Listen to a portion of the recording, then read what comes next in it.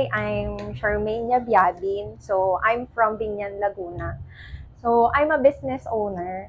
I'm a businesswoman. So, bakit nga ba ako nakapunta dito sa Perfect Home Service Grooming?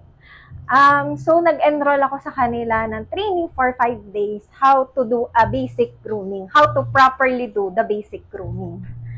So, dito, my experience is they will going to explain to you everything, details by details from different kinds of scissors, different kinds of coats, kung ano ba talaga yung mga coats ng mga fur babies natin. So, kung ano ba yung tamang mga gupit sa kanila and yung mga tamang gamitin na blades para sa mga balat nila, kung advisable ba silang kalbuhin or hindi, or scissoring lang. And yung proper na pagbo-blow dry, yung proper na pagpapaligo ng aso, and proper na pag-groom talaga ng aso kasi hindi biro ang pagiging groomer. Hindi biro ang grooming.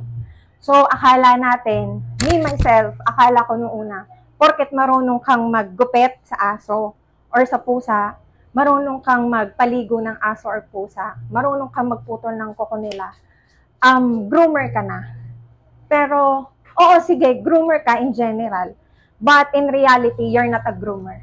Because you need to learn how to properly do the basic grooming first before you go to the advanced grooming or styling of the dog or the cats.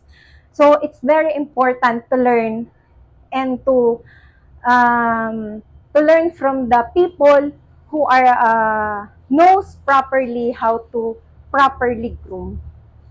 So ako, sa sarili ko, alam ko na marami pa akong dapat i-develop.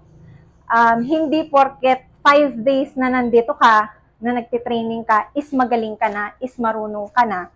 At least you have the knowledge on how to properly groom. Tapos ayon, after nito, mahalaga na every day, at least 2 to 3 dogs or cat a day, makapag-practice ka, makagawa ka, kasi experience yan eh. Hindi yan porket alam mo na, magagawa mo na siya. Anong tawag dito? Ano kasi siya? Acquired skills. Di ba? Pag ikaw, for example, nag-apply ka ng driver's license, hindi naman agad-agad magaling ka na. Oo, marunong ka, pero hindi ka magaling. Same as grooming. Pagkatapos mong mag-training dito, oo, marunong ka na. Alam mo na yung proper handling, pero hindi ka pa magaling. So, it's for you to process slowly but surely na practicein mo yung sarili mo para masabi mo sa sarili mo na oo, magaling na ako. And after that, I think after a year or after 2 years, pag kinontinue ko talaga yung pag-groom, I'm hoping that after a year, magkikita ulit kami ni Sir Jesse para makapag-enroll naman ako sa kanya for advanced grooming. Kasi excited talaga ako doon. At saka excited ako na maging proud siya sa mga gawa ko someday. Naiyak ako. Tapos, ano pa ba? Kapag kayo nag-training dito, kumbaga, hindi lang kasi siya yung tututok sa inyo, pati yung assistant niya na si Sir Michael. So, thank you sa inyong dalawa. So, hindi ka nila papabayaan eh. Sige ma'am, gawin mo yan, nandito lang kami. Sasabihin nila sa'yo kung ano yung mga mali at dapat mong i-correct sa mga ginagawa mo, which is good. Na, okay, ganun pala yun. So, ang dami kong mga natutunan sa kanila. And then, yun nga, friendship din. Hindi basta trainer at saka estudyante na after nito, yun na yun. And after service, yun nga, kagandahan din sa kanila, na after service na, oh sige ma'am, magtanong ka sa akin, mag-chat ka lang sa akin, isend mo sa akin yung mga nagawa mo, tapos kukomentan ko, sabi ko nga sa kanya eh, kumbaga, i-critic niya naman yung groom critic, kumbaga, na sabihan niya naman, kumbaga, sabihin niya kung ano yung mga pangit dun sa gawa ko, sa future, tapos yun, communication lang na natutuwa naman ako sa kanya na sinasabi niya every time na, ma'am, pag may tanong ka or gusto mong ipa-review yung gawa mo, sa akin, send ka lang ng message, okay lang.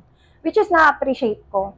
Na, ayun nga, sulit yung ibinayad ko. Kumbaga, yun yung lagi kong sinasabi na, First day pa lang, nung naririnig ko na yung mga sinasabi niya, tinuturoan niya ako na, okay, sulit talaga.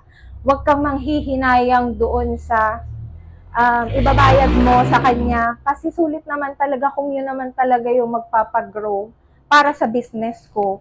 At saka makakatulong ako sa mga fur parents, sa mga pet owners para maalagaan ng maayos yung mga pets nila. So, ayun.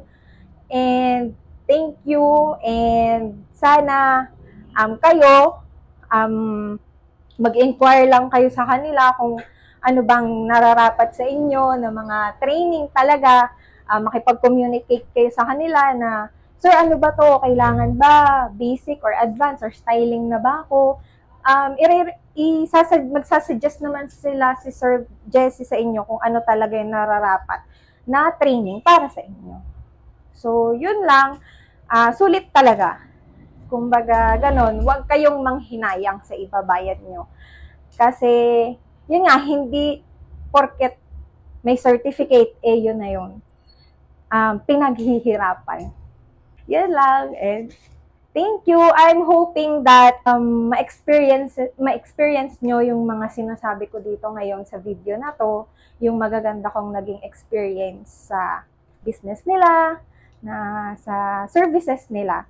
And perfect also, si Sir Jesse is hindi lang siya nagpo-provide ng training to the groomers.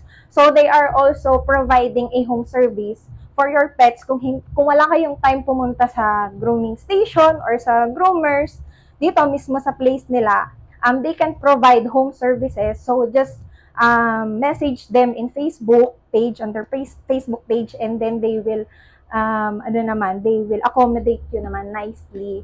And then they will tell you also, I think right now they have an emergency grooming sale. So, yun, chat lang kayo sa page nila kasi basta pag nakita nyo yung services nila, makikita nyo na, okay, kaya pala ganito sila maningil, unlike the other groomers. Pulido kasi, compact nga pulido talaga yung gawa nila. Ako sa sarili ko, masasabi ko yun kasi nakita ko. Kita ko yung kaibahan ng gawa ko kesa sa gawa nila.